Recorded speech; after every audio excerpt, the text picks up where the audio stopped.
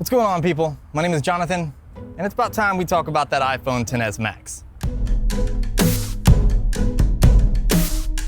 So I've been an iPhone user ever since the iPhone 3G, and to be honest, my experience with Apple has been pretty good.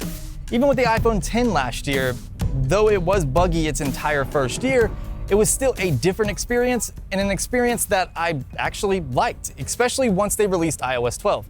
In fact, it wasn't until the iPhone XS Max that I actually regretted my purchase from Apple. And I'm gonna tell you why in this video, but first, let's talk about the good things that the iPhone XS Max got right. The iPhone XS Max is built solid. If you were a fan of the iPhone X, then you're gonna enjoy the build quality of the XS Max. There seems to be a new coating on the glass and stainless steel that make holding the phone without a case a little less slippery, but it's still glass and glass is fragile. I definitely recommend picking up a case, or better yet, a colorware skin like the black carbon fiber one that I'm rocking. While the gold is great looking, the contrast between the black and the stainless steel gold is just gorgeous. The durability has been improved slightly now that the XS and XS Max have an IP68 rating. However, there hasn't been any improvements to the glass itself, which was proven by Zach over at Jerry Rig Everything.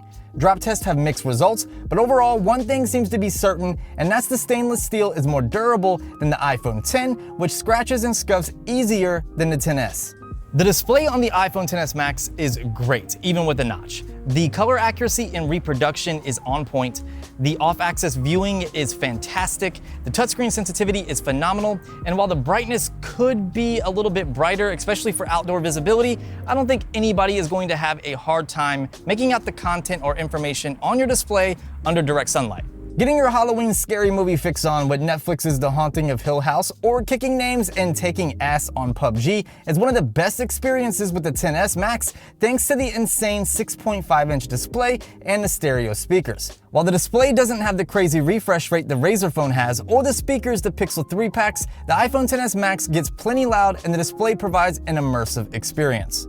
Speaking of all that, while the A11 was no slouch, the A12 is even less slouchier. The A12 Bionic is Apple's first and only 8-core 7nm processor, which builds on the already powerful A11 Bionic.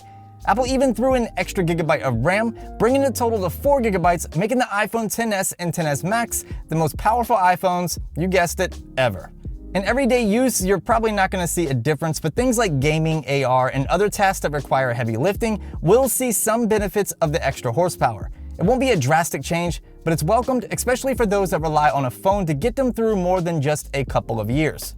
Really, the A12 chip is more about efficiency and less power draw, which makes for better battery life. I can agree mostly given the power of the processor and the size of the XS Max's display.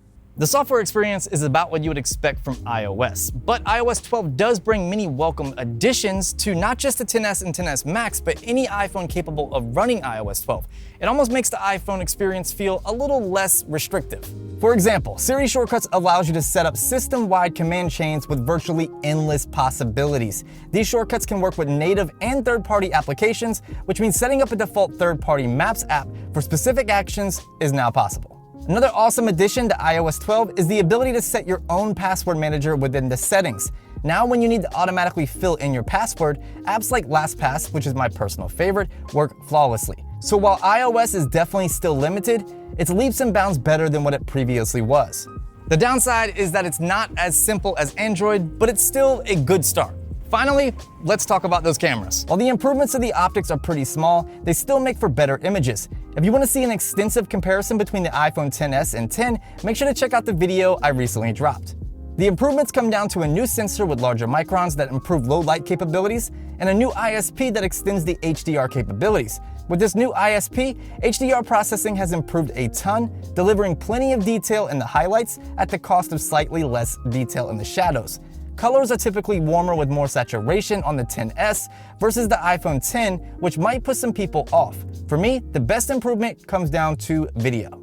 The new HDR engine in ISP allows for 4K HDR video, which looks stunning. Throw in 4K 60 frames per second from last year, the great stabilization, and you got yourself a winner. The front-facing camera has gotten a lot of hate for the skin smoothing effect, which turned out to be noise reduction. Jonathan from TLD did an awesome job breaking all of this down. Portrait mode has also been updated to support the ability to change the amount of bokeh after taking the shot, a feature that has been on Android for years yet somehow feels new and improved on the iPhone XS and XS Max. That said, portrait mode still isn't perfect, and while the front-facing camera has improved, the rear camera seems to mess up a little bit more from my testing. Now for the ugly truth. While the iPhone XS Max is a fantastic phone, it's a phone that I just can't recommend to anybody. You see, I made the purchase of the iPhone XS Max and I completely regret buying it. I mean, don't get me wrong, I don't want a small display or a phone that's so tiny that it's the size of Donald Trump's hands. I just want to be able to manage my phone with one hand in the times that I need to do so. For instance, the Note 9 and the iPhone XS Max are really similar in size, but due to the curvature of the back of the Note 9 and the awesome one-handed mode, it makes managing the phone much easier. Sure, iOS has reachability, but if we're being honest, I think it's a poor excuse for a one-handed mode. Plus, while iOS does have a great one-handed keyboard option, if you're right-handed like I am, reaching across the phone to 3D touch the globe or emoji icon is cumbersome and it defeats the purpose. You know what though? I would be totally cool with all of this if there were other benefits to gain from having a larger phone, like there were with the Plus model over the standard model, but there isn't any. The iPhone 8 Plus offered a larger battery and significantly better battery life compared to the regular iPhone. And while the iPhone XS Max does have a bigger battery over the iPhone XS and the 10, the battery life is so similar that this should not be a deciding factor on getting a larger phone over the smaller model. Also, the iPhone 8 Plus offered an additional camera over the standard model, which the XS and XS Max are the same. Now, I'm not complaining about this because I do think it's a positive. I'm just saying that's one less reason to choose this model over the more compact and easier to use model.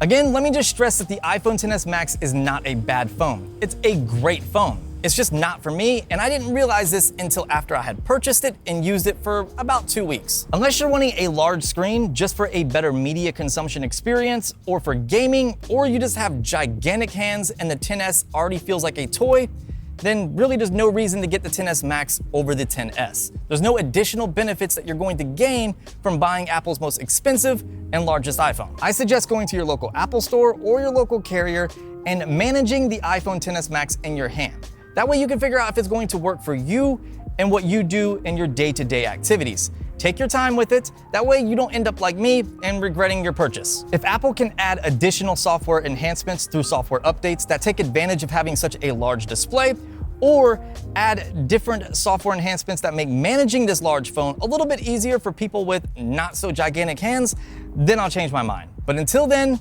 I think I'm gonna bounce back to the smaller iPhone. Getting up, you know what it is.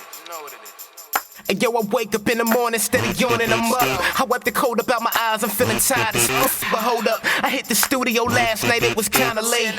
And that was stupid of me, yes, cause now I'm running late.